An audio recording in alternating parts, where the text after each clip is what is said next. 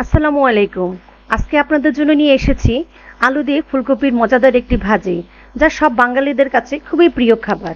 আর এই ভাজি তৈরি করতে প্রথমেই আমরা কড়াইতে পরিমাণ মতো তেল দিয়ে দিচ্ছি। তেল একটু গরম হলে এতে 1 চামচ আস্ত জিরা, 1/4 চামচ কালো সরিষা দিয়ে কিছুক্ষণ ভেজে নিব। এখন দিয়ে দিচ্ছি 5-6 কোয়া রসুন কুচি। রসুন কুচি দিয়ে কিছুক্ষণ নেড়ে 2টি মিডিয়াম সাইজের পেঁয়াজ কুচি করে আমি দিয়ে দিলাম। এখন দিয়ে দিচ্ছি 5-6টি কাঁচামরিচ, এভাবে মাঝখানে একটু কেটে দিয়েছি। কেটে এগুলি দিয়ে আমি ভালো করে 3-4 মিনিট ভেজে নিব। ভাজা হয়ে গেলে এতে আমি 3টি আলু আমি এভাবে লম্বা করে ফালি করে কেটে নিয়েছি। আলুগুলি দিয়েও আমি এভাবে ভেজে নিব। আলুগুলি যখন হালকা ভাজা হয়ে যাবে তখন এতে আমি ফুলকপি ছোট ছোট করে কেটে ধুয়ে পরিষ্কার করে দিয়েছি।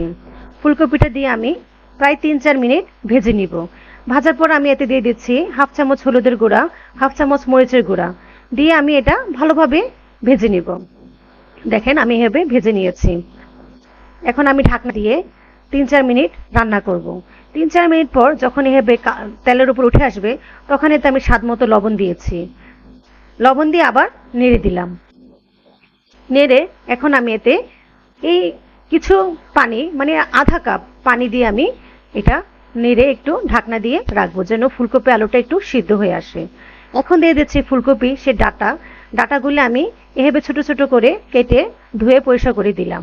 দিয়ে ঢাকনা দিয়ে আমি 5-6 মিনিট ভেজে নিব। ভাজা হয়ে গেল, দেখেন আমার এই ফুলকপি আলু ভাজিটা খুব সুন্দর করে হয়ে গেল। এখন দিয়ে দিচ্ছি ধনেপাতা কুচি।